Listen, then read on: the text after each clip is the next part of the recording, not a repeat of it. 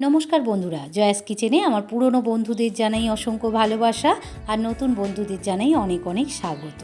আশা করি আপনারা সবাই ভালো আছেন, আমরাও ভালো আছি। আজকের দারুণ স্বাদের পুঁই শাক আর চিংড়ি দিয়ে একটা চচ্চড়ি রেসিপি নিয়ে এসে আপনাদের সামনে হাজির হয়েছি। দারুণ খেতে হয়েছিল বন্ধুরা। এইভাবে বাড়িতে একবার হলেও আপনারা বানিয়ে দেখতে পারেন, খুব ভালো লাগবে খেতে। দুপুরবেলায় ভাতের সঙ্গে তো ভালোই লাগবে, আবার রাত্রিবেলা রুটি পরোটা লুচির সঙ্গেও খেতে খুব ভালো লাগে। ভিডিওটা সম্পূর্ণ দেখার অনুরোধ রইল, আশা করি ভালো লাগবে। তো চলুন শুরু করা যাক। চচ্চড়ি বানানোর জন্য আমি এখানে পুঁই শাক নিয়ে নিয়েছি। পুঁই শাকটাকে ভালো করে পরিষ্কার করে কেটে ধুয়ে চুবড়িতে জল ঝরিয়ে নিয়েছি। আর এই পুঁই শাকে ডাঁটাগুলো বেশ মোটা মোটা ছিল আর শাকের পরিমাণটা কম ছিল। সে যাই হোক, এখানে নিয়ে নিয়েছি কুমড়ো। এখানে বড় সাইজের এক ফালি কুমড়ো ডুমো ডুমো করে কেটে নিয়েছি, আর দুটো বড় সাইজের আলু ডুমো ডুমো করে কেটে নিয়েছি। আর নিয়েছি চিংড়ি মাছ, ভালো করে পরিষ্কার করে ধুয়ে লবণ আর হলুদ মাখিয়ে রেখেছি। গ্যাসের উপর কড়া বসিয়ে দিয়ে বেশ কিছুটা সর্ষের তেল দিয়ে দিয়েছি। তেলটা বেশ গরম হয়ে এসেছে। এবারে চিংড়িগুলোকে প্রথমে ভেজে নেব। চিংড়িগুলোকে বেশ লাল লাল করে ভেজে নিয়েছি, আর আমি সব চিংড়ি একসঙ্গেই ভেজেছি। এবারে চিংড়িগুলোকে তুলে একটা পাত্রে নামিয়ে রেখে দেব।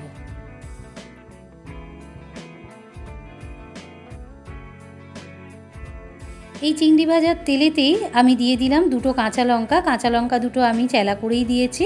এবারে দিয়ে দেব কেটে রাখা আলু আর কুমড়োগুলো।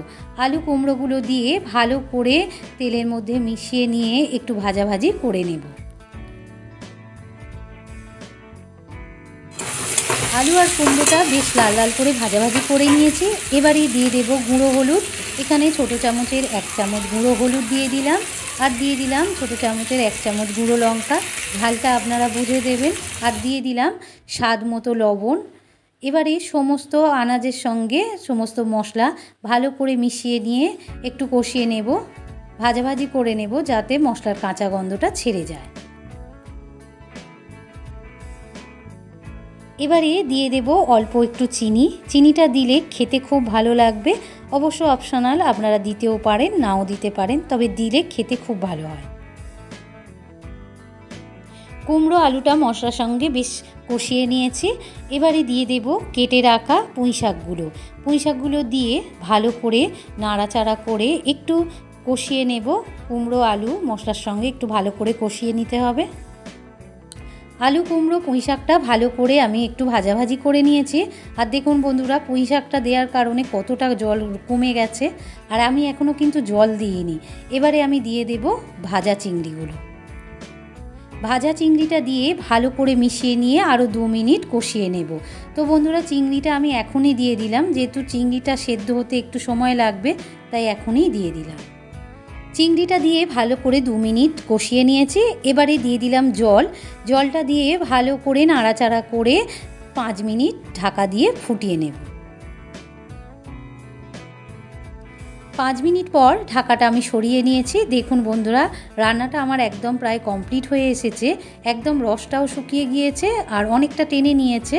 আরও একটু শুকনো শুকনো করে নেব বন্ধুরা, যাতে খেতে আরও ভালো লাগবে। তো বন্ধুরা, পুঁই শাক দিয়ে চিংড়ির চচ্চড়ি আমার একদম রেডি হয়ে গিয়েছে।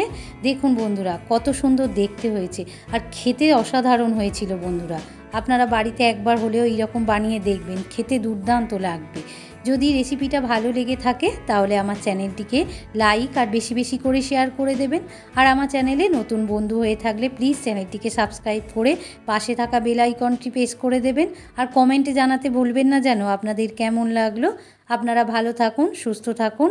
আবার দেখা হবে অন্য কোনো একটা রেসিপি নিয়ে। আজ এই পর্যন্ত, ধন্যবাদ।